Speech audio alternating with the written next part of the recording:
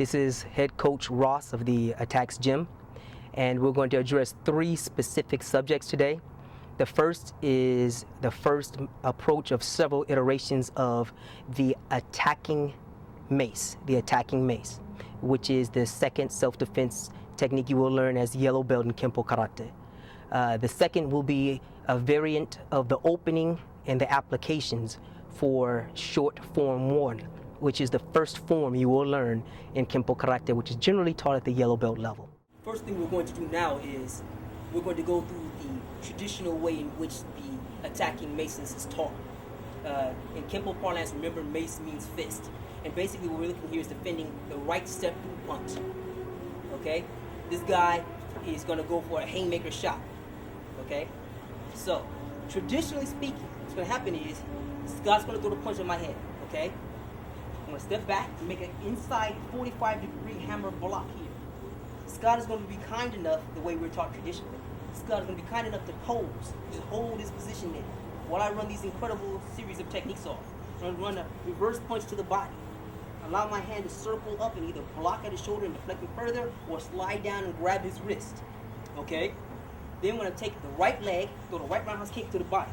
And then as we put the foot down, using the principle of marriage of gravity, we're going to put a foot down, pull with this hand harder, and drive the inverted punch into the ribs, which is a painful thing. At which point, the technique ends. Of course, I have a number of problems with that. First, even if he does elect to come with the right side and step through, if you deflect it with any form of energy in a 45-degree angle, when he comes in a punch, he will keep going. He'll go by you. And notice his hand does not stay up. So 2 things happen immediately in the real world. If he steps in, throws a punch and a block, his hand won't stay up and he's deflected away from you. And you change your angle of attack. Okay?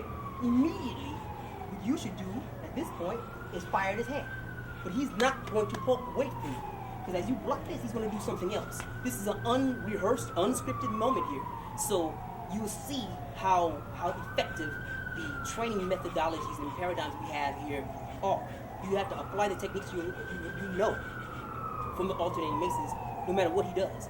So when he comes in, block, he's fired. See, now that's what happens in real life. They'll block again, which allows you to continue running the rest of the techniques. Okay? This is not what we're taught. They'll block again, which allows you to run the rest of the techniques. He's set perfectly for my right leg counter, also for my left hand counter.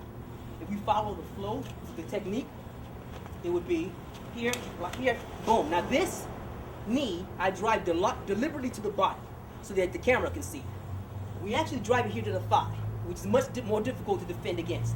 This hand right here, as you should remember from alternating maces, this hand right here becomes a crane. It snaps him down, breaks his balance. So we drive the knee into his thigh.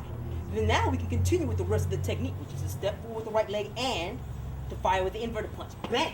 This now allows us, when I hit him here, boom, sorry about that, Scott. I hit him here, I'm pulling with this hand right here. I'm snapping down with this hand against his neck. And now this is much more realistic. As you can see, if he comes forward, I block here, you go here, I block here, this allows me now to immediately, see that? That's what happens. That's what happens in real life. Now, notice I was kind enough to stop the inverted punch, which would have hit him directly in his face while he was down there. And it also sets him up specifically, no problem. It also sets him up for the RDL, which we talked about before, which is a guiding principle in the ATACX GYM. RDL, rock, drop, and lock. We will always do this. So, when I had him here, after I threw his knee, I snapped down, he defended against it. You notice that? He defended against it, I snapped down through the inverted punch. Bing, this is shift immediately into the guillotine choke. We should choke him here. And let me shift the other way. Let me shift the other way for the camera to see. All of these, by the way, are Kenpo techniques. The guillotine choke is simply the inside block with the crane hold. That's it. That's all it is. You're just pulling your hand in from the formation that you learned from doing your blocks. Any and all of your blocks. That's all you're doing. You're just pressing against his throat. Now, let's say he defends this area. This hand coming in with the crane simply allows me, if he blocks this choke with this hand, hand comes in with a crane, just allows me to apply the mace as the end, the fist choke here that would end it. Now I take this left hand and just crane with this against his wrist. So I punch here, punch really into the submission. He defends against that. I just lock with his hand, still going to sleep. I also haven't even continued with the bent kneel stance. The bent kneel stance is very, very important here because not only does it drive his energy down, when properly applied here, it forces you to stand up. So what you're looking at here now, at this point is, I'm going to go here and he blocks and defends here, and I throw this and he blocks and defends here. All I have to do now is just continue with the bent kneel stance. And this allows me to submit him anyway. And he taps. You see that? This is not the type of thing you will learn in most grappling-oriented disciplines because they lack the striking acumen to inform the grappling. Conversely, most striking disciplines lack the grappling acumen to inform the striking.